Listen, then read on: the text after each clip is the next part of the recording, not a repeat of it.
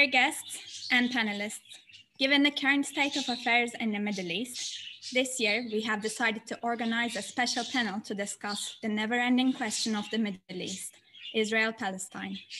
Today, we are here with the defense analyst of the TRT world, Mr. Olbay Shahbandar, the president of Al-Sharq Forum, Mr. Wadda Kanfar, and the president of ORSAM, Professor Ahmet Uysal. And our moderator is Dr. Burhan Karolo from Ibn Haldun University.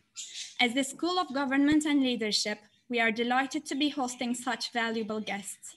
We would like to thank you all for being here with us today. Before taking too much of your time, I will leave the word to our moderator.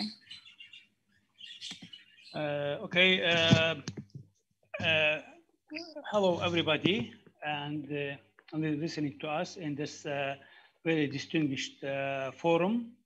I have been participating to this forum for the several last years. I also remember that Mr. Kanfar was presented a paper before some years, and also Ubay is over us. So we are here, of course, to discuss the maybe the central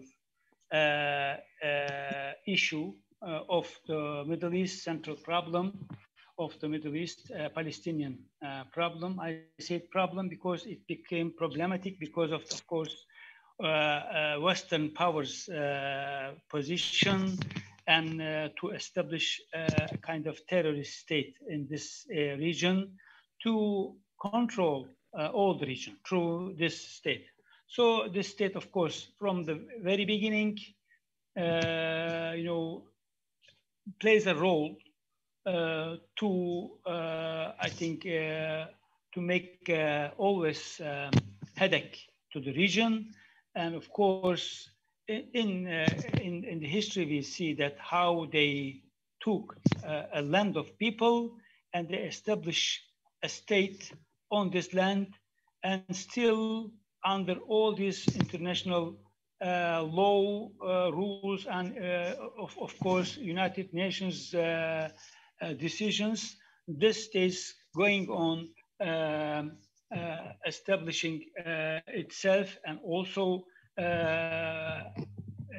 kicking people from their own land and of course intervene in every evil action in the Middle East. So we would like to see, of course, we are going to discuss the last Gaza war, but Gaza massacre, but also we should see this issue from a broader angle to understand how is the importance of Palestinian issue in relation to everything in the Middle East, especially in the maybe Eastern Mediterranean, Middle East, and relations between Muslim states in this region, and of course, interest of the Western powers, Western colonial powers on these lands. So to have this kind of, let's say,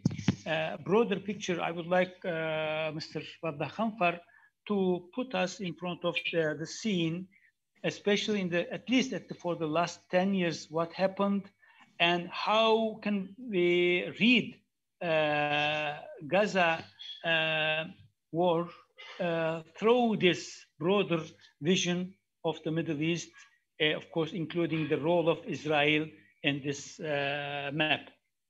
Please, Mr. Kanfar, I think you will have 15 minutes in the first round to talk. Then in the second round, also everybody will talk 10 more minutes. After that, we will have some questions. Then we are going to start with Mr. Kanfar. Again, thank him very much for having this time with us. Okay. Thank you very much. Thank you, Professor Burhan, and thank you for inviting me again. Actually, I would like to start by saying always there is very strong feeling amongst those who study and follow events in the Middle East to regard certain moments as historic and as extremely vital and important moments. I think when I received the invitation for this forum, the war on Gaza did not happen, was not already there. So the scope, when I was thinking what should be said, definitely has shifted dramatically during the last few days, few weeks. And definitely that period was extremely important in reshaping the situation, the balance of power in the region. However, I do not believe that one moment in particular could change everything. So there was a continuum, there was a process that started a long time ago, which led to the current situation, and it is going to lead to another situation. So my approach to the Palestinian issue and how can I evaluate the result and the new balance of power after Gaza war is based on a process that started, in my opinion, in 1987, when the first Intifada started. It was a very interesting moment and unique. And that Intifada, which was conducted by the Palestinians by stones, only using stones, did break the barrier of fear against the machine of the huge army, which is the Israeli army. Now, we, before that, as Palestinians, did not think of ourselves liberating the land, because the narrative was that we should wait for the Arab countries to be united and then they could liberate Palestine. But we, the Palestinians, are very weak to do so. In my opinion, we discovered that we can drag the Israelis to our square of action, not to be dragged to their square of action. They have nuclear power, they have massive military machine. Definitely, they are much more powerful than any other army in the region. But we have stones, and we have determination, and we have the right of existence in this land, and we have history on our side. We have legitimacy on our side. We have the right of being there. And this existential right is extremely vital in the battle, because they do not have the right to occupy someone else's land and to claim ownership of it. So based on that, we used the stones. 1987 was a very important moment, because the Palestinians now, they are not waiting for Arab regimes to be reformed and to establish their own unity and to come liberate us. It is the ordinary, simple people of Palestine carrying the basic weapon, which is a stone, to defend themselves. 1987 is a beginning of a trajectory. And if you now take the following points, 1987, stones. The second Intifada, people start using weapons and explosives. Then in 2008, a war in Gaza started, because Gaza started to own missiles at that time, primitive in a way. In 2012, these missiles became much more advanced. In 2014, the war went even much more harsh against the Gazans, but also they adapted and they developed much better situation, and they learned from the previous examples and previous lessons. 2021, that was the biggest surprise, because from 2014 until 2021, Gaza was under the harshest blockade any territory in the world has. So you could imagine how could they develop something like the missiles that they fired on Jerusalem that could reach up to 220 kilometers, and also drones, and the Israelis say submarines. I mean, this is basically mission impossible, but it was conducted. So the theory is very simple to me. If you take all the points from 1987 until 2021 and draw a curve, resistance is going up.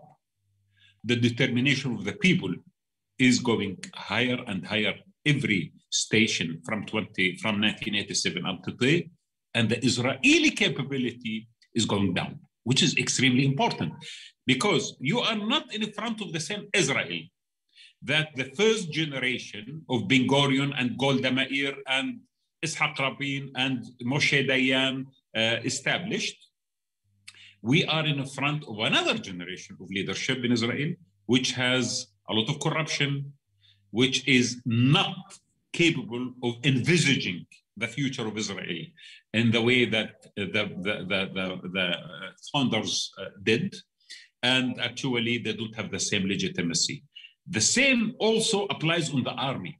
You don't have the same army that fought against the Arabs in 1967 and defeated them in a few hours. You are in front of army that has major problem, high rate of suicide, a lot of fear, a lot of complications, psychological problems, versus another group of people in Gaza and the rest of the Arab world who are actually much more determined. Because the theory was Palestine will be forgotten with time. The new generation will be busy doing a lot of other things rather than thinking about Palestine.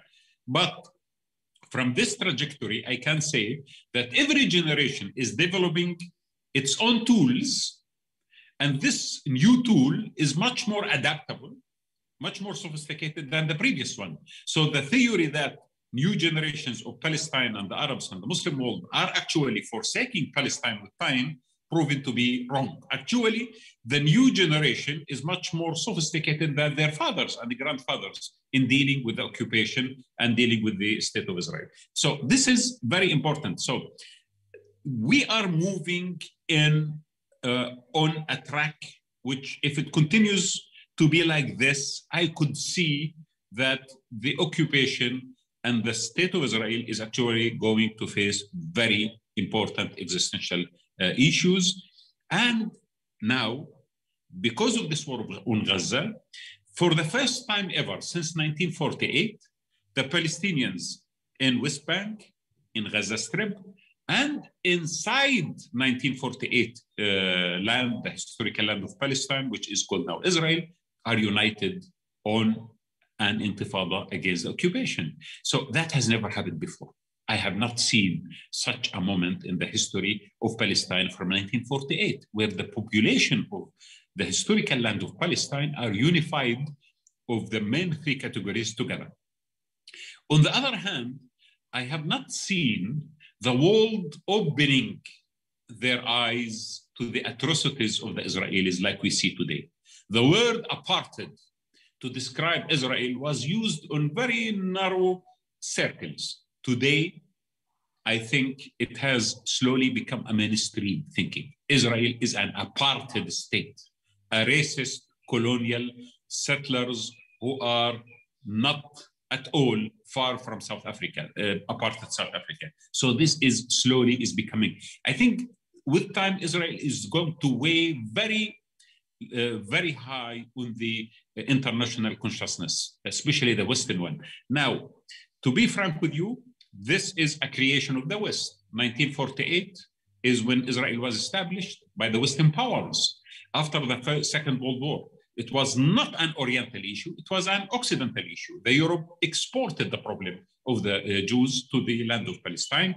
And since then, they continue to serve and support and protect Israel and to give it utmost care in order to continue doing its role of protecting Western interests in the region. In my opinion, there is a new balance of power where the West is losing for the East, and there is much more decentralized world order, and therefore the protection of Israel from a Western point of view might not be the same as it used to be when we had much more strong polarity in the world. So this is also another international factor. Coming to the region, as you have asked me to do, I do believe the region is going through major transformation as well. You should remember that in 1967, every jet fighter and tank the Israelis fought against the Arabs was fueled by Iranian oil. And you should remember in 1967 that the Turkish army had strategic relationship with the Israeli army. And now, as we stand today, neither Turkey nor Iran has that kind of relationship with Israel. Actually, the Israelis regard both Turkey and Iran as enemies in a sense, because they are very worried about Iran and its attempt to own nuclear capabilities, and about Turkey, witnessing Turkey rebuilding its military foundations and also establishing a role in the region, in the Eastern Mediterranean, in Azerbaijan, in Libya, in Syria, and so on and so forth. And they are worried about that. Taking the Arab world, in my opinion, the Arab world lost its importance as far as the governments are concerned on the issue of Palestine from a long time ago. When the Arabs were defeated in 1967, they could not develop a new paradigm of thinking about Israel from an official point of view. It was replaced by a lot of adventures, some of it very stupid ones, like the issues of just a peace process that has no end and doesn't have any promise and doesn't have any because, you know, Zionism cannot produce a solution for Palestine. Cannot. I mean, because if they do acknowledge the basic rights of the Palestinian people, Zionism will end. And this is not going to happen from their point of view. So this is why the process doesn't have an end, basically. It is just there to dilute the Palestinian struggle and to distract the Arabs in the region. And unfortunately, Arab governments could not develop any approach to the Palestinian issue during the last few decades. Now, people are taking over. So the Palestinian people have taken over the struggle. And in my opinion, what we have witnessed in the Arab capitals during the last few days and the few weeks of support is unbelievable. A lot of people, I mean, for the first time, we have seen thousands of people demonstrating in Baghdad, supporting Jerusalem. And these people in Baghdad, since Saddam Hussein, that has not happened. And people who are Shia and Sunni and Kurds, you know, that's extremely vital. So they found in Jerusalem a unifying factor above sectarian conflict, which the country has. We have seen, of course, Islamic countries. We have seen Indonesia, Malaysia, Turkey. Of course, we have seen the Muslims in all over the world, but we have seen also demonstrations in almost 40 states in the United States of America. We have seen people in the capitals of the West and in Latin America and everywhere else standing against what they regard as an atrocity against the humanity and as ethnic cleansing and an apartheid state. This is extremely important phase in the struggle. So there is a new spirit emerging. I will end by saying our region is going through a repositioning because Biden administration, when they arrived, the cornerstone of their approach to the region was to approach Iran in order to restore the deal, the nuclear deal.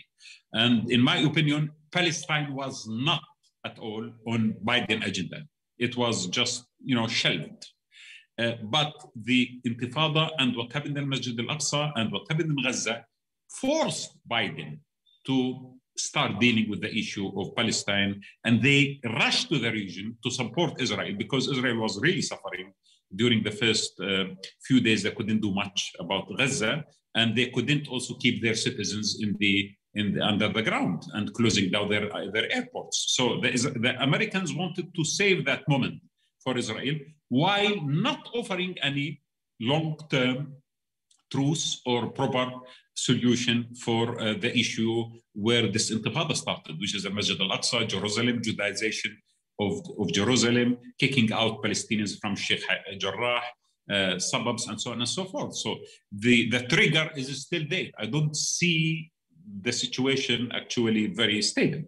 But also, because of the issue of Iran and repositioning, I do see now in front of me Turkey repositioning itself in the region, approaching Egypt, extending a hand to the Saudis, talking to many other parties in the region, which is extremely important, and I see it positively, in fact. And Qatar, which was besieged by the Saudis and Emiratis, has started to play a major role right now, approaching also Egypt, and they invited Sisi to visit Qatar, and also making some communications and negotiations with the Saudis and with the Emiratis. So a new repositioning because of the change of the Trump administration and because the Israeli government, which some of the Arabs thought could become the protector of their political presence in the region, actually did not work. So there is a new spirit happening, and this is positive. I would love to see more talking happening in the region. I would love to see Turkey playing much better role with the Egyptians, regardless of the situation of Egypt, which is extremely shameful actually when it comes to the human rights and so on. But I think from a geopolitical perspective, Turkey right now is rising in the region and approaching countries and trying to figure out a way to deal on the issues that Turkey is dealing with, especially Libya, the Eastern Mediterranean, the issue of security architecture in the region and so on.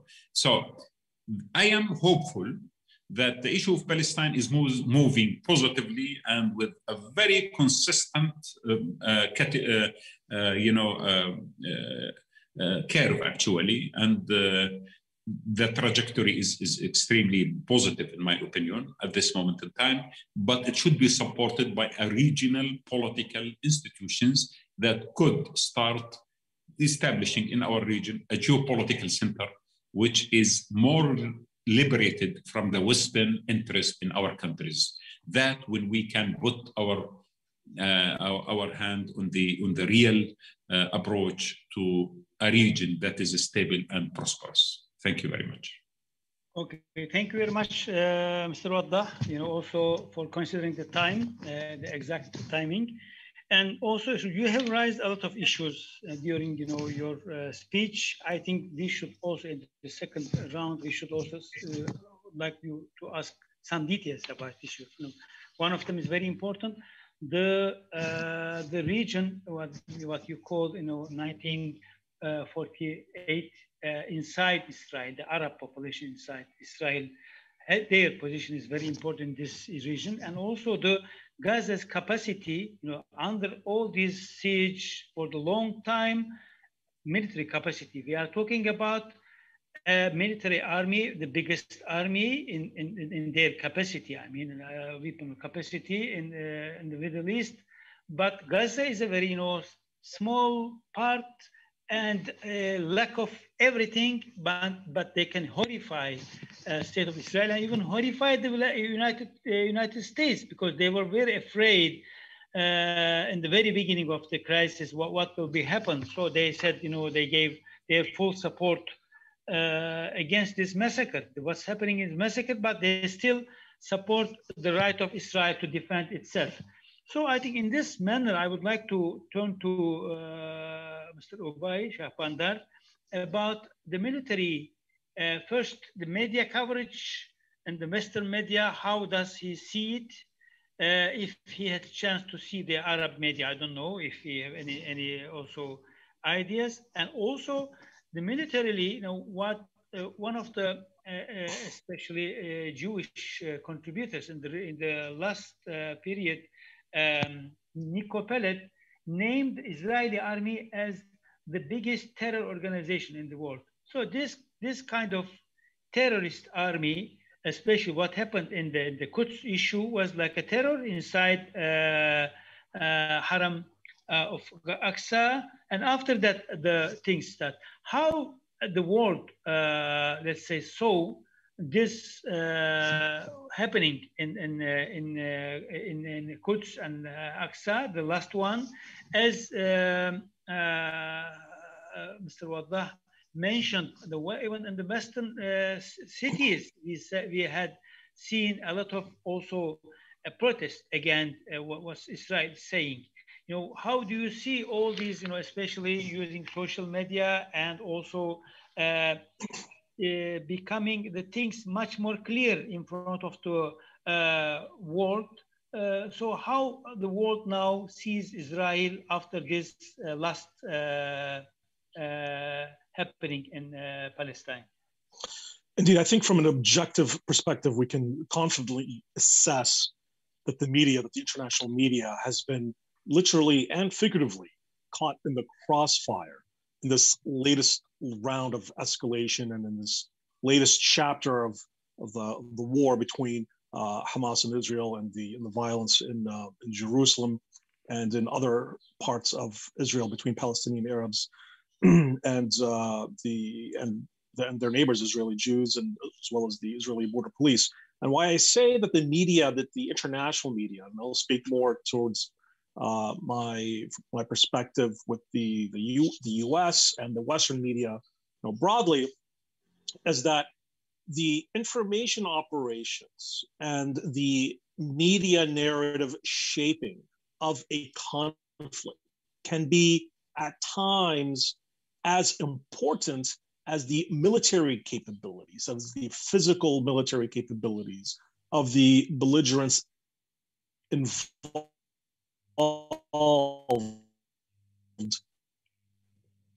in the war. And that media narrative, the ability to shape that international media narrative can either cost you a victory or a loss, regardless of the physical capabilities and the damage that you inflict upon the other side. And that certainly, I think, was the case in this latest round of fighting in Gaza, which escalated, of course, as we all know, from violence and protests in Jerusalem into the latest round of fighting between Gaza, Hamas, and Israel since 2014. Now, I want to specifically talk about one very interesting what happened, a very interesting case that will be studied by the international media for years to come. Early on in the conflict, as the Israeli military started launching retaliatory attacks against Hamas, there was an instance. It was I believe a Thursday into the week of the fighting, where all of a sudden the spokesperson for the IDF, the Israeli army, sent a WhatsApp message to international media saying that the Israeli ground forces, which were staging up at that point, were launching a ground incursion into Gaza. And subsequently, the IDF spokesperson, John Kern-Kernis, verified to the Wall Street Journal, to the New York Times, to the AFP, that Israeli troops were on the ground in Gaza, which, by the way, was not true. And only for later, for the Israeli army spokesperson to then, and then unprecedented, we've never seen this before, apologize to the Western media for saying, oh, we had our information wrong. It would later come out, about a day later, that this was an information operation, a psychological war type of tactic employed by the IDF to force Hamas's troops to go into their pre-positioned underground areas in the belief that the Israeli ground troops were entering Gaza, so that the Israeli Air Force would then target those underground bunkers where the Hamas fighters were positioned. And I say this is unprecedented because we've never really seen a case where a spokesperson, the main liaison between the Israeli army and the international media, was actively participating in a kinetic military operation using the New York Times and the Wall Street Journal and the AFP and so forth. That, of course, cost them a significant amount of credibility with the international media. But even though the Israeli army spokesperson then apologized to the international media, saying, "Oh, we had wrong information," it was very clear that many of these reporters were duped, as it were. So that, and I think we will see more of these type of hybrid war, using information operations to enable kinetic military operations. And so I think this will be a case study that will be studied by journalists and students for years to come that came out of this conflict. And of course, coverage in the Western media there was wall-to-wall coverage of this conflict. It wasn't just a conflict in the Middle East that received a few minutes of attention in major news outlets, specifically cable news networks, so it's CNN and Fox News. But of course, there is going to be inevitably an imbalance in the coverage, right? While you had almost every major US and European, both broadcast and print news outlets in Israel covering the war. Gaza was closed during the fighting portion of the conflict.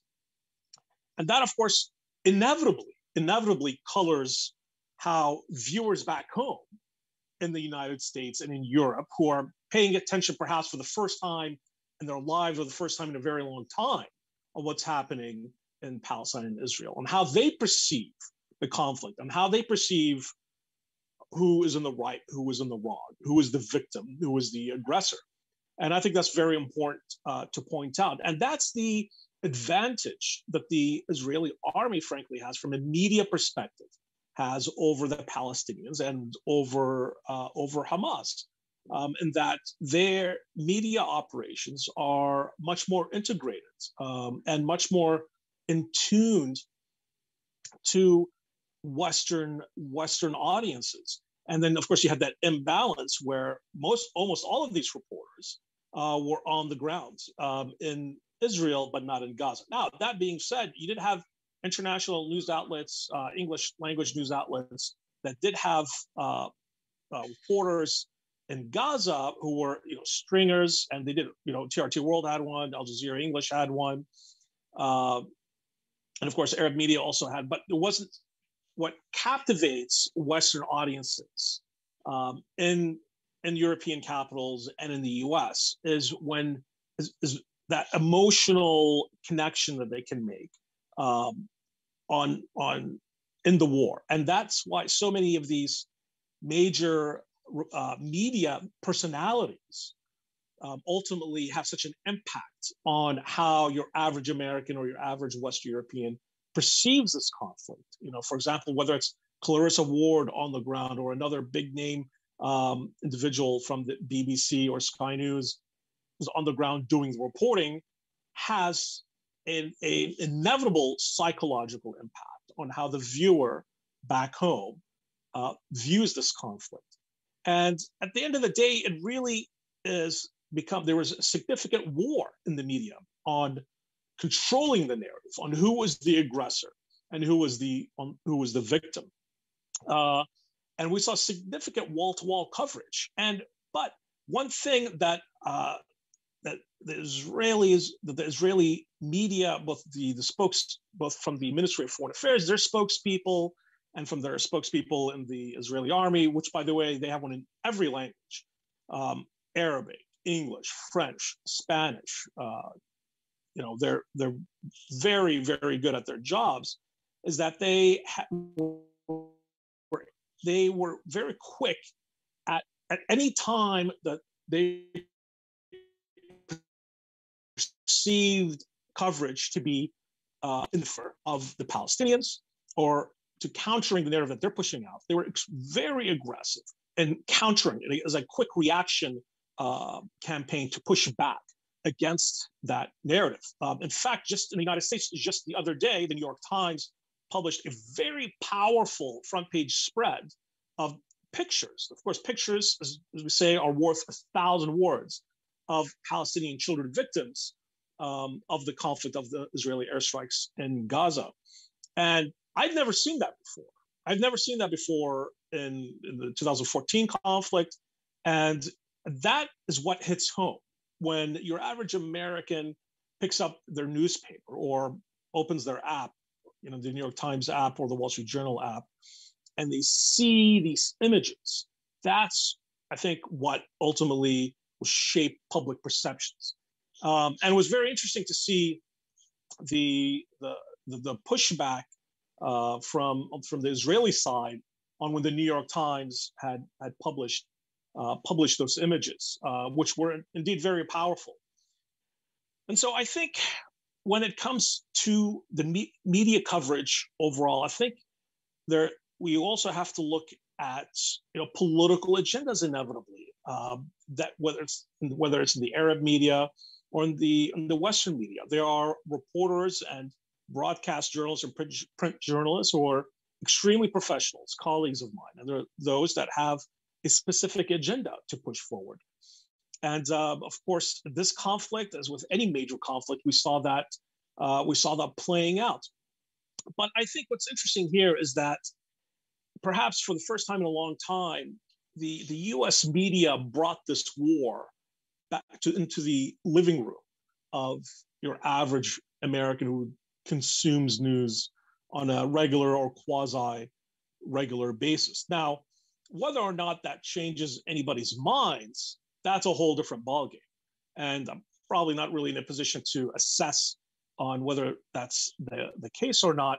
But looking at it objectively, and it was, by the way, very interesting that we also, once the conflict ended, their Western media outlets were able to enter Gaza to film some of the devastation. Even Fox News, actually Fox News, their reporter who entered Gaza offered, interestingly enough, a very fair assessment of what the situation is happening. But look, at the end of the day, it's also about how you manage perceptions, how the media manages international perceptions in Europe, which is an entirely different ballgame and different media market than the United States, almost as if they're two separate universes, frankly. And that's really based on how you frame who is the aggressor and who was the victim. Because your average reader, your consumer of news, they inevitably put things into black and white. And that's just frankly how the media works at the end of the day, because it's all about ratings. It's all about getting clicks, on your website and on your app. And so inevitably there'll be some sensationalism. But again, as I said, the media has been caught in the crossfire in this conflict. And we're going to see, from my perspective, and over the years, as hybrid warfare becomes the norm, the thin line between information operations and journalism and media will increasingly become blurred, and they were increasingly cross over. And we saw that in that one scenario of where the Israeli army spokesperson essentially tricked major Western outlets into reporting that Israeli soldiers had entered Gaza on the ground when that wasn't the case. And then the Israeli army was able to leverage that for their own military and operational gains. And I think that will become more and more the norm.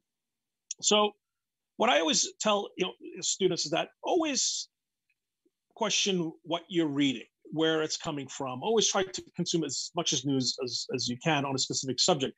But frankly, your average person picking up the newspaper in Paris, London, Washington, Los Angeles, Houston, doesn't have the time for that. They're going to read one article or view 1 minute, maybe a 30-second clip maximum on this conflict. And that will shape their perception of who is in the right and who is in the wrong, and what this conflict between the Palestinians and Israelis is all about. And I'll leave my statements here up. I'll stop here so we can leave more to discuss. I know there's so much more to discuss. Thank you, Doctor. Doctor, you're on mute. Okay. Thank you very much again for very detailed coverage of the media coverage, actually, and also about the questioning the Israelis' military power, because in general, through all these Arab-Israeli wars, and also what happened in this extension of Israeli power, there was a myth that this army cannot be defeated. But actually, we're very under very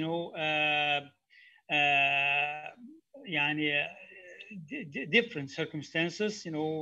Considering, as you said, Gaza is under siege for the long times, and all this, even we know that the fear of the Israeli army to go in the inside Gaza was actually a very important sign that something is changing. Even the rules of the war is changing.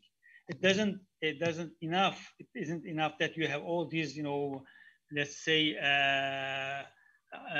planes and bombs, but still there is a very important situation that there is this will of this nation, and also the let's say psychology of the people in the region. It is sometimes, if you, for example, apply this kind of form on every place, naturally people should leave this land as soon as possible. They should immigrate to somewhere else. But Palestinians, under these circumstances, they say we are staying here, we are not going anywhere.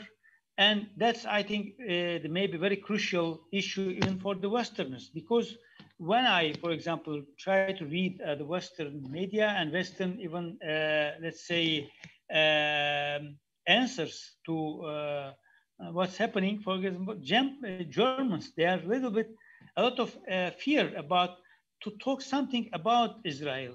They, as Mr. Waddah mentioned, they were actually exported their problem of the Jews to the Middle East, but now they cannot even get rid of it because things are happening in front of them, and they are guilty of this, either guilty of doing massacres to Jews in the Second World War, and also guilty of supporting Israel in the massacre against the Palestinian people. Here, in the second part, actually, we were planning to talk to Mr. Professor Ahmed Uysal, but I think he is somewhere in the northern Iraq and he cannot access to internet. So I think we are going to continue until if he can come. We are going to into the second round. I would like to ask Mr. Waddah to extend what did he mean when he mentioned a new generation in Israel and new generation in Palestine. And this is because I think all our analysis goes on the former generations. Now we are but in front of new generations, of course, new world orders, and Iranian and Turkish role in this issue. Already, he mentioned it was a negative role before, but now there is a very huge support from those two countries, and also a big shame for some Arab states that they try to connect to Israel, and they try to even benefit from this connection in front of new American government. So how we can read the new Arab answer to this issue, and how we can differentiate between there are Arab countries still supporting Palestine. For example, you mentioned Qatar and some maybe even some North African countries, but still there is a kind of going back in some regional countries. So if we can consider the next phase of this issue, how we can find new positive ways to cooperate to solve the problem. Thank you very much. First, when it comes to the generations, you should notice that, the Palestinians with time continued to demand freedom and end of occupation and to revolt against apartheid and colonial settlements that the Israelis are enforcing on them. While if you look at the Israelis, there is a major development happening inside Israel. The issue is this state promised people luxury life, promised people that they will come from wherever they are, and they are going to find a very comfortable, safe environment to be in. That is not actually what is right now happening. When people, the peace is shattered when it comes to their normal life, this is not what exactly they expect. The existential factor is the following. Palestinians and Palestinian new generation continue to feel that they are the owners of the land. They are the original people who are inheriting this land from their ancestors. The newcomers into Israel have major questions about what exactly and how and for how long are we going to be here, because things after 72 years of occupation did not actually change the reality on the ground. The second element, which is very obvious to me, In 1948, Palestinians who still exist inside what was declared as the State of Israel, the theory the Israelis adopted is to integrate them with the Jewish community, and therefore they will abandon their Palestinian identity. And actually, their name was not called Palestinians by the Israelis, it was Arabs. So Arabs and Jews, and that's it. With time, the Israelis suggested that new generation who is going to integrate with the Israeli society, they are going to forget the roots and they are going to move on. But today we discover that this is the third generation since the occupation in 1948, and this third generation is still fighting back, still not actually still, they rediscover their identity. Maybe their fathers and the grandfathers did not have the same commitment actually, but the new generation has much stronger commitment. And they are the people who stood for Al-Masjid Al-Aqsa in the last 10 days of Ramadan.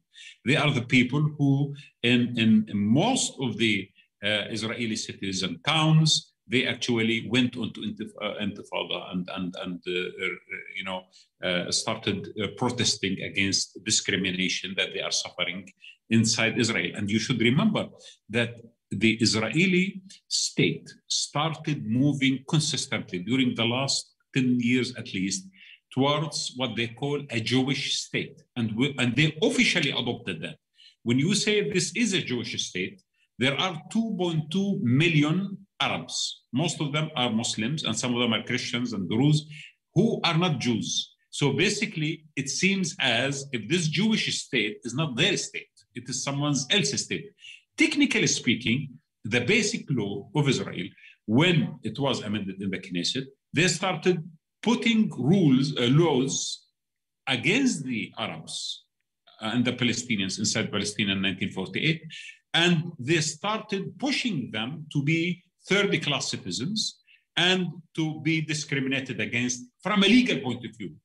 And this definitely helped as well in the Palestinian youth to rediscover the fact that they can never be Israelis equal to the Jews at the same time as the Jews promised them to have. So this is basically on the issue of the generations. On the issue of the Arab world, one important matter you should understand about the Arab world. Our states do not represent our people. And this is not a new statement. This is a statement that I can tell you it started a long time ago, maybe 100 years ago, from 1920 when the French and the British started generously distributing this region into small pieces of land, and they called each one of them a state. Since then, we did not claim sovereignty over our land, neither we claim legitimacy. The state did not have legitimacy in the eyes of the people. So on the issue of Palestine, most of the states in the Arab world did not really consistently fight for Palestine. When they did occasionally, like during Jamal Abdel Nasser, people even were generous to forget the oppression that these regimes, military regimes, most of them, and to stand behind them in the fight against Israel. But when they stopped even having that kind of attitude towards Palestine, people as well know that they have not been given democracy or freedom or economic prosperity or even basic delivery of services. The Arab state is a major failure. So in my opinion, Palestine was something that the even military dictatorships benefited from, the cause for fighting. But now, since all of them are rushing, or some of them are rushing towards Israel, and we have seen during Trump what happened on this Abraham's Accords, I think people are asking the following simple question. So now you are not protecting our national security. You are not standing for the interest of the people, and you are rushing towards Israel without any reward or any kind of condition. Okay, and at the same time, you are depriving us from freedom and democracy and services, and you have a lot of corruption, you have a lot of jails, and you have so and so. So what on earth and why on earth this new generation of the Arabs should subjugate itself to such losing regimes that doesn't have legitimacy. So again, this question will have a lot of ramifications in the future. And what happened in Gaza now, we have seen that the people moved, not the states. States were very reluctant, most of them. Yes, we have some exceptions, but to a large extent, it is the feeling, it is a myth that the new generation of the Arab world has forgotten about Palestine. And actually they always, on every station, Palestine is not also, it's not a matter of sympathy. And this I must explain to you. It's not like people are sympathizing with Palestine. I think people are connected organically to the Palestinian issue, and the Palestinian issue is feeding them with the spirit for liberation and democracy in their countries, and they are feeding it with the spirit of support for resistance. So it is a mutual relationship. It is not like, oh my God, Palestinians should be sympathized by the Arabs and the Muslims. I don't think so. What's happening, especially when it came to Al-Masjid al-Aqsa, by the way. And this I must emphasize. What is important about this confrontation that happened, the war happened against Gaza. You should remember that this, for the first time, it happened because Al-Masjid al-Aqsa. And this, in my opinion, was the cornerstone that made the Arab world and the Muslim world erupt immediately, because Al-Masjid al-Aqsa is not a Palestinian issue only. Al-Masjid al-Aqsa is a religious matter. I don't think, even if the Palestinians accept to surrender Al-Masjid al-Aqsa to the Israelis to build the temple, for example, do Muslims across the world accept that? Because this is like Mecca and Medina, like Al-Masjid al-Haram and Al-Masjid al-Nawawi. These are religious sites for Muslims. At this stage, Palestinians are there, but this is nothing to do with a political Palestinian property deal that could be signed with the Israelis. Sorry, in this point, I would like to ask another question. How do you explain or analyze this Israeli movement, this Israeli attack on Masjid al-Aqsa in Ramadan? Is it something to scale or to see the position of the, for example, Muslim world and Arab world? So a kind of, let's say, experimentation to see what is it, for example, through this normalization, so-called normalization between Israel and some Arab states, did they want to see how is the, of course, they know the Palestinian answer to that, but also they want to see what will happen in the Gulf, some Gulf countries, how will they behave against this. And also the issue, I would like to connect this issue to the Arab Spring.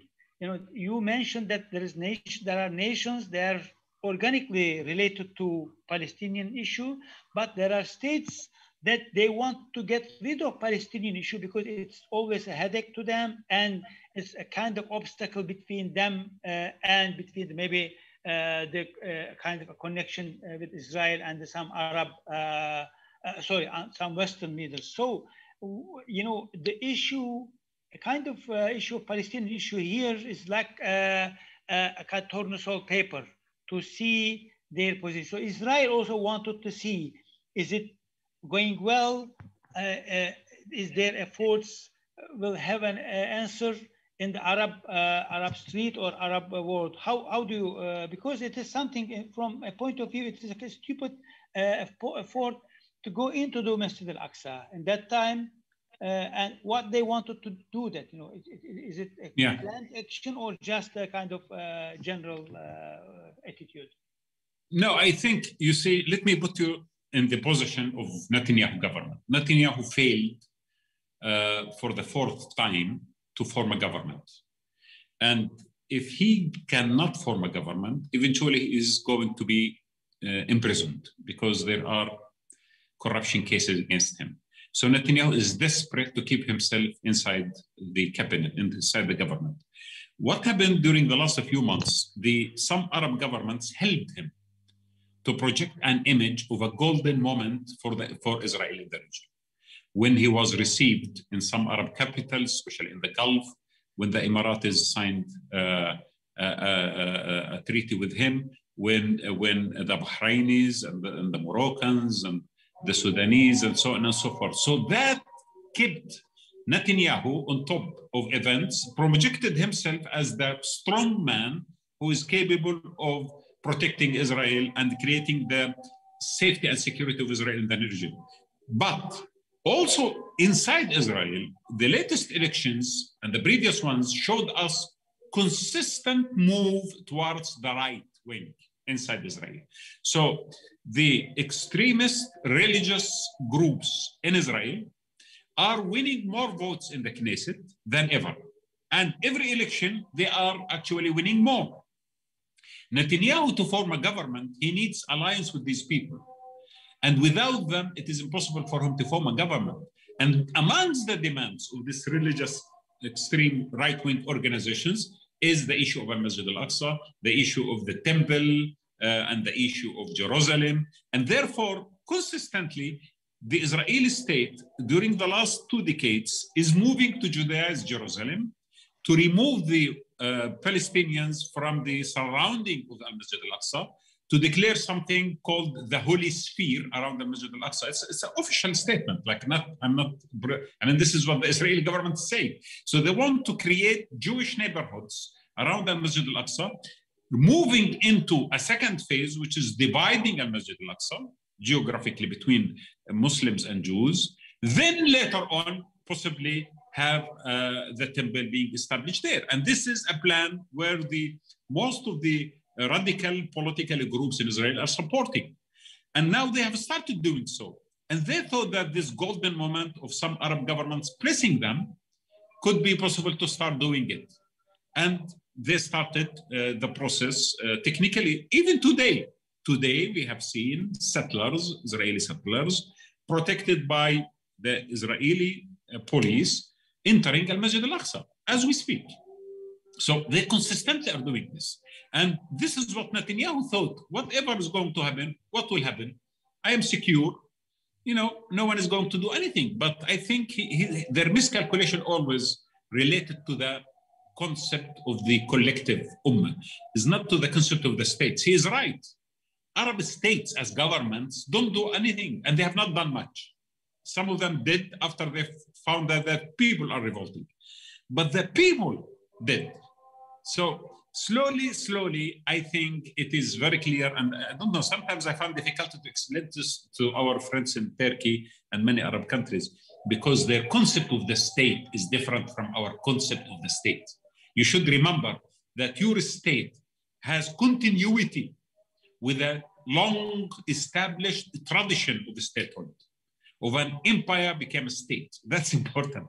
A bureaucracy, a concept of sovereignty, a concept of national security, a concept of an ummah nation, whatever it is. In the Arab world, we don't have this. We could not establish this because our so-called nation state, they are not nation states. And they have been, in a way, fabricated in our land to serve someone else's interest. And therefore, we don't feel that kind of commitment towards the state as you do as a Turk, or as an Iranian see himself as part of Iran, or a British, or a French, or a German. These are not nation states, territorial entities. And this is why people are still in the state of a transformation. Since the collapse of the Ottoman Empire until today, this region did not stabilize, because it couldn't find a proper replacement that could create a legitimate solution for the concept of the state. Thank you. Okay, thank you very much. Actually, that is, I think, also going beyond the Palestinian issue. Of course, the issue is related to everything, but still the very important question of what you raised, legitimacy and sovereignty in the region, that is our main problem. But I think the Palestinian issue would be a kind of, let's say, tool to also to face this issue, because their attitude towards Palestinian issue show their capacity of controlling their countries or their capacity of, for example, solving any problem. You know, fortunately, actually, we have Professor Ahmed Uysal finally came to the scene. I think he was in somewhere out of reaching the internet. Now, I think he is okay with us. We are coming to the end of the session, but we have still half an hour time. Before I ask last question to Mr. Ubay Shahwandar, I would like to hear from Dr. Ahmed Uysal, his, let's say, analysis and opinion about what happened in Gaza in the last days, and also the role of Turkey, either in the last crisis or in general, the problem of Palestine, solving the problem of Palestine, the position of Turkey, what Turkey can offer to for solving, the problem, of course, not in the short term, but in the long term. So, Professor Ahmed, can you give us your opinion in this issue? We already talked about some details, of course, especially we talked about a new Palestinian generation, new Israel. It is also different from the old Israel, but also the Arab nations' position, new position related to Palestinian issue, but also we see that there's no change in essence. There's some maybe changes in the cover. So please give us an opinion about your position. Okay. Yes, thank you very much. And I'm very sorry that I couldn't make it because I'm in Iraq and these technical difficulties, also the infrastructure prevent me from joining you and missed some of the speeches, but also glad to catch you up in even at the end. I think this is a major development. The Palestinians show a big heart that they cannot be forced to surrender.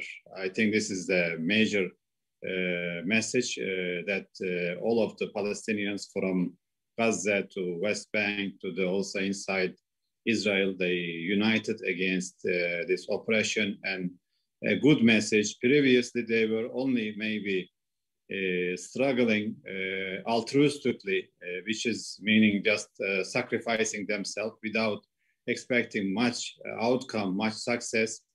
They were doing this resistance morally, but this latest, I think, developments also prove that they can make a difference. They can force Israel to surrender in a way, to accept kind of the presence of Palestinians, and the whole world, I think, woke up to this Palestinian injustices or Israeli injustice against Palestinians. And this is, I think, new. And of course, maybe you mentioned about social media and other things, but this is, I make an analogy with their Iron Dome that catches or blocks the missiles. Iron Dome failed through in the missile side to catch all of the, Palestinian resistance attacks. Of course, it's no match with the Israeli, bombing the Gaza, and it's like a scratch in the face. Or I was thinking that they cannot do much because Israelis stole their house, the house of Palestinians. The Palestinians only throwing stones to the windows. It was, just maybe scare them, but even this havoc is very important, very significant to make them, understand this is not their house. This is not a just way to approach the Palestinian issue. But on the other hand, we also realize that the Israeli or pro-Israeli media companies and the kind of a protection against Israel, which is the Iron Dome of media, pro-Israeli media, also kind of shattered they couldn't block all of the messages that come from all over the world. Also, most importantly, from inside Gaza and inside Palestine, next to East Jerusalem and other areas. So we have a new situation, and of course, Turkey sided with the Palestinian cause from a very, very, very big challenge. Also, I mean, blamed Biden for being, responsible for the bloodshed and mixing or dirtying his hands with the Palestinian bloods next to Israel was a very, very big challenge. I mean, those who think that Turkey is doing this only for, in Arabic, maslaha, or for their national interest. No, this is more than that.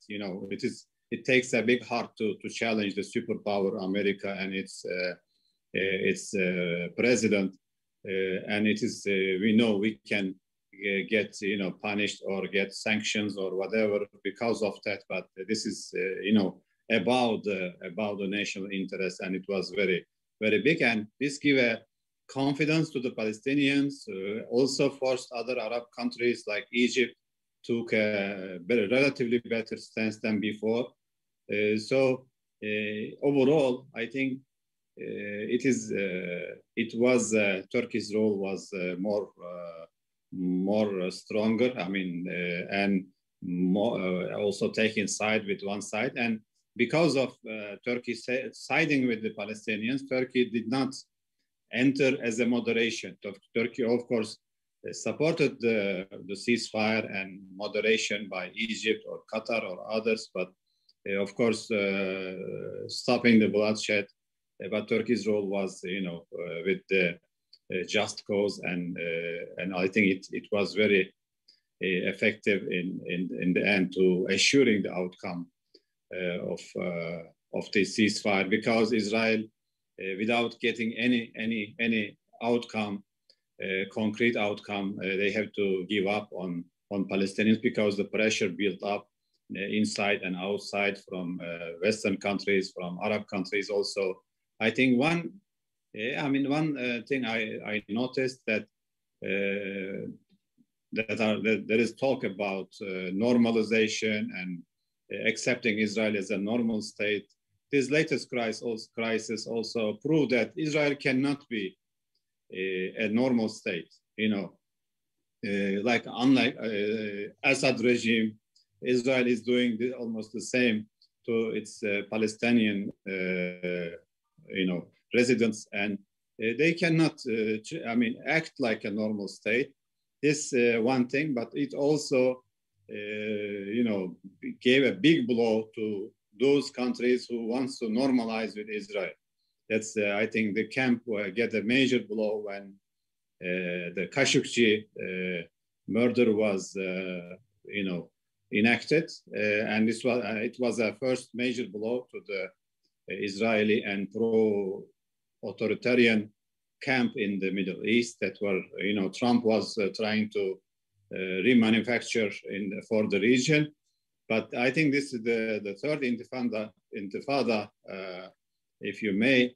I think the second major blow to the, pro-Israeli camp in the Middle East, or pro-Israeli design for the Middle East, I think it failed dearly. And this forced Egypt also to back down from, of course, from the beginning, Egypt was hesitant toward this project. But now, I think from this crisis, I don't expect Egypt to come in any closer to this normalization or idealization or kind of musahaba in Arabic, becoming friends of Israel. I think the project is down now. So we have a new situation, and this is the story of, I think, the region becoming either dependent to the West, as it was like 100 years, in the last 100 years, or becoming independent, or people of the Arab region decide for themselves. I think this gives a big hope for, even like in a very dire situation like Palestinians in Gaza, in Jerusalem, or in the West Bank, are not surrendering. So there is no room for others to surrender or to be dependent on the Western agenda. So I think there is a new situation. It will have geopolitical impacts and implications and effects that we'll see later on. So Turkey is part of it also.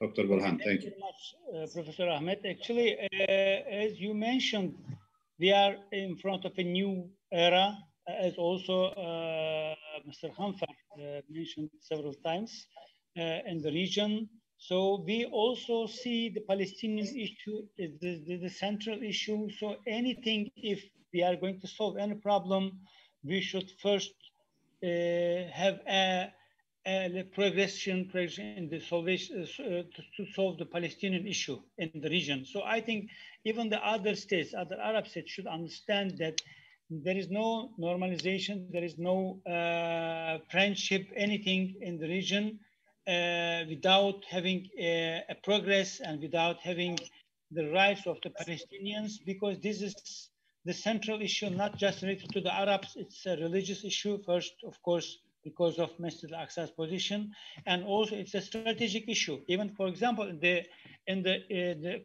conflict on the Eastern Mediterranean, sharing the natural gas resources. Turkey mentioned several times that Turkey is defending the right for every nation, including the Palestinians, because we know this Palestine has shores. Israel now saying that this is their shores, but it is actually it is not their shores by themselves. There is a nation there, and there is a state, accepted by the United Nations, by all the world. This is the state of Palestine, and they have their rights in the Eastern Mediterranean. So I think this is the new order in this region, at least. So, Dr. Burhan. Yeah. Yes. You mentioned that part because this crisis also gave us some time, some opportunity to rethink about the Palestinian issue. I think it became a lot bigger than Palestinian and Israeli conflict. It's becoming like internationalized. This conflict is now internationalized, and there is a big attention. Previously, Israel was able to hide whatever they were doing. Hide and do it under the curtain, but now I think the issue is internationalized, and this is, I think, a major development. Let me just mention, in addition to what you said, in the Eastern Mediterranean, as much as the Palestinian rights in the shore of Gaza, there are gas reserves, and Israel don't want to give anything to Gaza people. And this is one thing, but similar projects are at play in the Eastern Mediterranean. They want to also exclude Turkey from the Eastern Mediterranean. So there is some sharing of, kind of Mazlumiyya or victim status for both sides. They want to take away our rights, Palestinians' rights and Turkish rights. Similarly, it also, we realized the Zionists played a major role also in the dismantling of the Ottoman Empire, which is like thinking back, some nationalist and pro-Israeli lobbies, they try to, promote or the idea that Arabs were against Ottoman state. No, this is not true. There were at least 200,000 Arab soldiers within the Ottoman army against like 5,000, Bedouin soldiers who are not, even they didn't know much how to fight, and most of the Arabs, were with Ottoman army. So there is new readings. I think it's political developments give and fourthly, maybe we can mention Israel doesn't want any strong state in the region. Let it be Iran or Egypt or even Saudi Arabia. They don't want any country, a strong country in the region, including Turkey. So we know Israel and his allies and his project, they want to weaken the region. And we know Saudi Arabia is weakened by the latest crisis, Yemeni crisis at the end. They promise aid to help Saudi Arabia in Yemen or in other places, but they don't give a real, America, for example, they don't help Saudi Arabia to really end the Yemeni crisis, for example. They promise a lot. Israel not willing any strong country in the region also puts us in the same line with Palestine and other countries, like those who want to be a strong country like Egypt. They have an interest to cooperate with Turkey. So I think this has serious implications, this crisis, maybe open our eyes to more reality. And I think politicians and intellectuals will think about it, rethink about it in the near future. Yeah, actually, this is what was Mr. Khanfar and Mr. Shahbandar mentioning. There is new generations, so these new generations knows how to deal with the issue. And in terms of a military capacity, as Mr. Khanfar mentioned, Turkey is now, increasing its capacity. Iran is increasing. So I think there is not even the myth of Israel is the strongest army is not also that it disappeared. Not just in front of Turkey and Iran, but in front of Gaza people, in front of Palestinians. Now we cannot talk about the Israeli army that can, for example, occupy Gaza in hours. They cannot. They couldn't even dare to go inside. So I think that we are in front of new era. So, but I would like to also ask Mr. Shahbandar before we end the session. You mentioned even the Western media's or Western people's approach to the issue, and you mentioned, for example, New York Times recent news. So can we expect from the Western, let's say, social groups, people, or organizations to become, to make a strong defense of the Palestinian issue in the future? How do you read? Well, Professor, I'll give you an example. I'm going to read to you a headline from the New York Times that was published on May 25th, just about a few days ago. So the headline reads, Biden said to have taken firmer line on call with Netanyahu. The president is said to have warned Prime Minister Benjamin Netanyahu of Israel that he could put off growing pressure from the international community for only so long. So that's a quote from the New York Times. That's a headline from the New York Times on May 25th, obviously after the conflict had concluded and the ceasefire was signed. So what's interesting here is that you see this calculated leak from inside the Biden administration being given to the New York Times on that sort of describes the so-called, supposedly the heated nature of the private phone call between Biden and Netanyahu as the conflict was ongoing. And that's very interesting because you don't really see that very often in terms of both the media coverage and how the relationship behind closed doors between an American president and Netanyahu. Now, it's, with one caveat, President Biden and Netanyahu have known each other for a very long time, for well over 2 decades. And of course, during the Obama administration, it was particularly well known that there was very tense and strained relationship between Netanyahu and President Obama. And of course, Biden back then was the vice president. But so I just wanted to, it's very interesting to see that as a headline. Again, so that's another perhaps an unprecedented outcome of this latest conflict.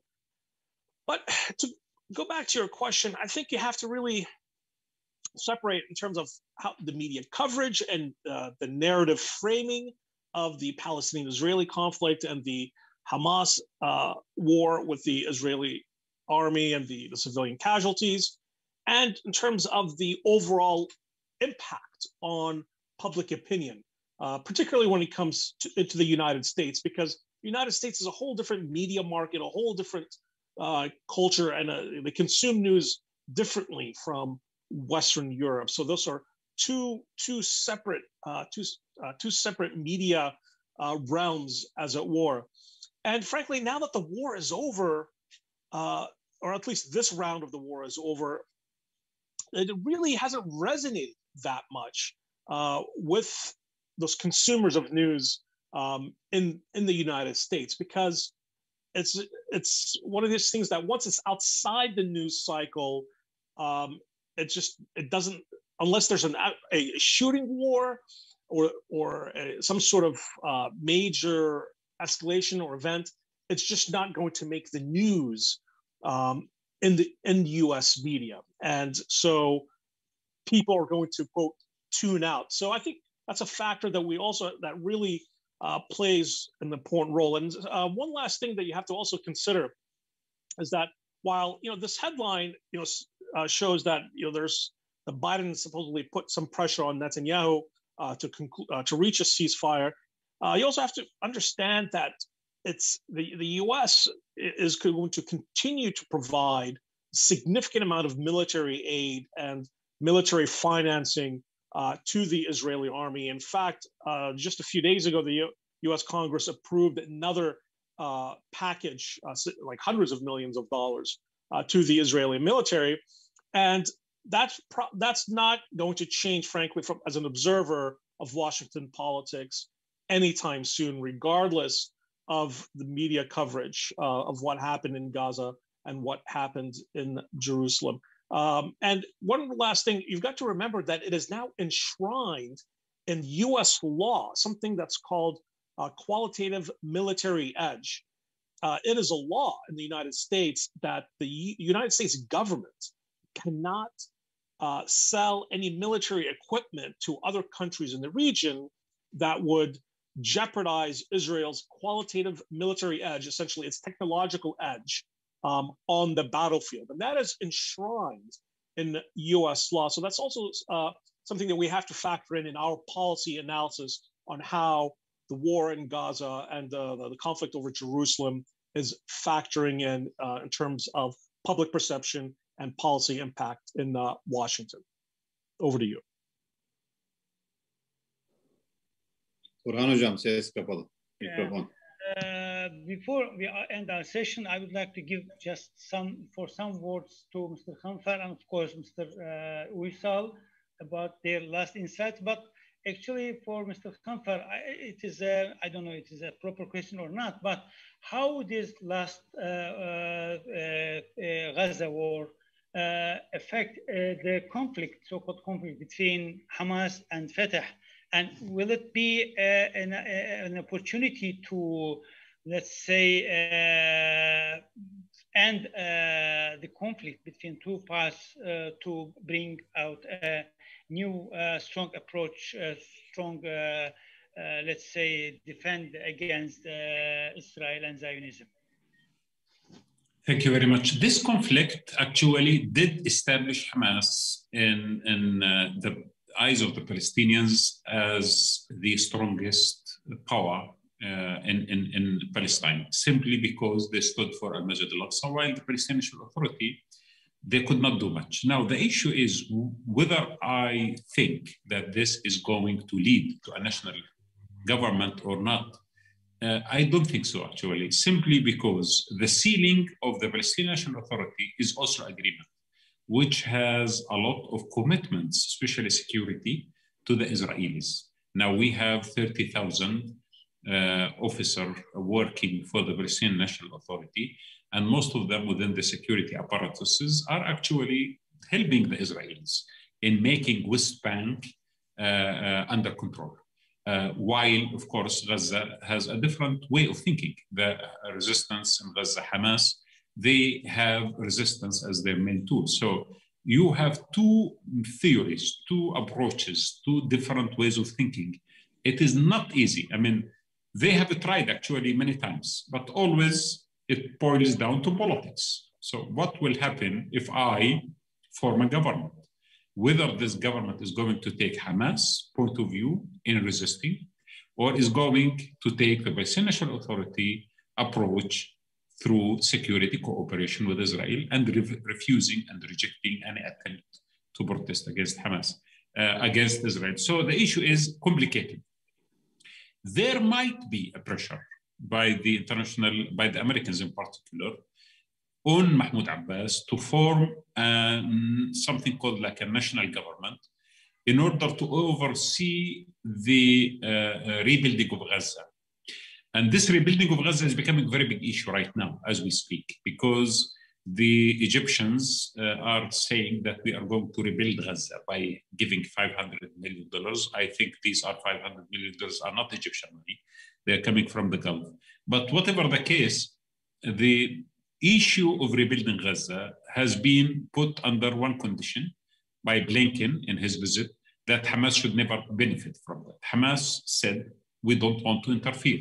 So the Palestinian National Authority would love to go back to Gaza in order to oversee rebuilding Gaza. But the issue is, this rebuilding Gaza is very tricky matter, because there is a lot of political element, a lot of security element in it, and therefore Hamas is not going just easily to tell the international community, please come rebuild Gaza, without overseeing what exactly these people coming to Gaza to do, because they will be very suspicious about this kind of presence in Gaza, given the fact that Hamas has infrastructure, military infrastructure, which they will protect, and they don't want it to be exposed.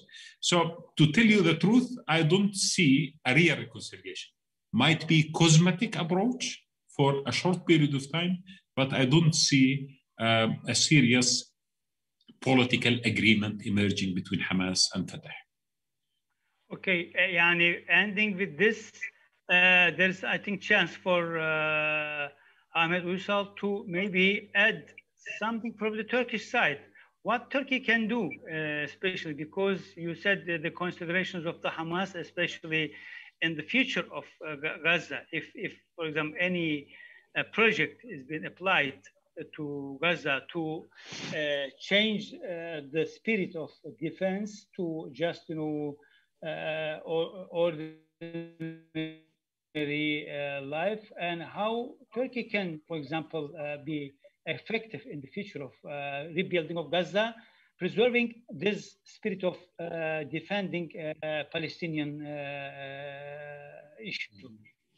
It's a good question. I think Turkey will help Palestine with also with the good connections with the Western world and maybe even the Gulf region. And Turkey also with the leadership, they can collect more than $500 billion if this is become a major emotions for the Muslim world. Gulf and non-Gulf countries can contribute more than this money, and Turkey also can contribute a big amount. And this suspicion, as Dr. Hanfar mentioned, will not go away. And to reconcile, you need somebody that both sides can trust, and Turkey can be that part. Egypt, as also he mentioned, promised this money, but Egypt probably it is somebody else's money. And Egypt just get the news from Al Jazeera, building more walls against Gaza and more ditches and other trenches, etc. So how Egypt will not be accepted because as a objective moderator or neutral moderator because the Gazan people and Hamas also will not trust the Egyptian intentions and maybe those who are leading them. So Turkey, I think there is a role Turkey can contribute significantly on the rebuilding and the funding of Gaza reconstruction. Also can encourage others, and I think it's not a major problem for Turkey. But those who want to exclude Hamas and those who want to exclude Turkey from this formula or from this setting, I think will have hard time to find it, and the Gazan people will reject it. Just as a final note on the global scale, people generally in their analysis, they were saying Israeli lobbies are directing America. The latest crisis, where I was arguing the opposite, and I was saying, Israel is in my class, etc. Israel is the extension of Western colonization and Western hegemony in the Middle East, and the latest crisis shows that America has all of the leverage on Israel if they want to.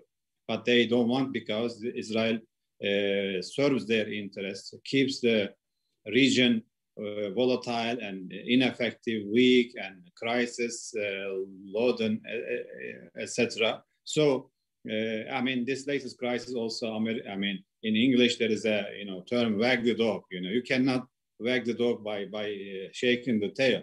The body that shakes the tail. So, if the Western hegemony overall, including France and Europe and UK, etc., and they all have interest that keeps the status quo as it is, and they give free hand or free pass to Israel to do whatever they want. And of course, there is public pressure, etc. But they do this despite the public pressure and public opinion. And the latest crisis proved this line: America controls or has the upper hand against Israel. If they really want to, they can make a big difference. And we should also not only work on America, but we should work on US and also other Western powers to end this senseless oppression and also injustices that nobody accepts. So there is hope, I think, and thank you very much. And again, sorry for not catching all of the discussion, but I'm also glad that I made it even late. Okay. Thank you very much. Actually, you did great in the last part of it, actually. And of course, the issue is very important, very big to discuss just in one session. But of course, we had, especially we said new things. And I think in the coming, in the future of the region, everybody is agree that nobody can get away from the Palestinian issue. They should be all together to solve this problem. Otherwise, nobody can be sure about their position in their states. The Palestinian issue is like, as I mentioned, the tornado paper. Whatever you do in the Palestinian issue shows your commitment to your country and also supports the legitimation of the governments in the region in front of their nations. Thank you again for everybody for their great support and great contribution, and hope to meet you in another meeting as soon as possible because we already come to our end of our session. And again, thank you very much, Mr. Khanfar. Thank you very much, Mr. Shahbandar. Of course, Professor Uysal, thank you very much. I hope to see you as soon as possible. Assalamu alaikum. Alaikum salam. Thank you very much. Bye-bye.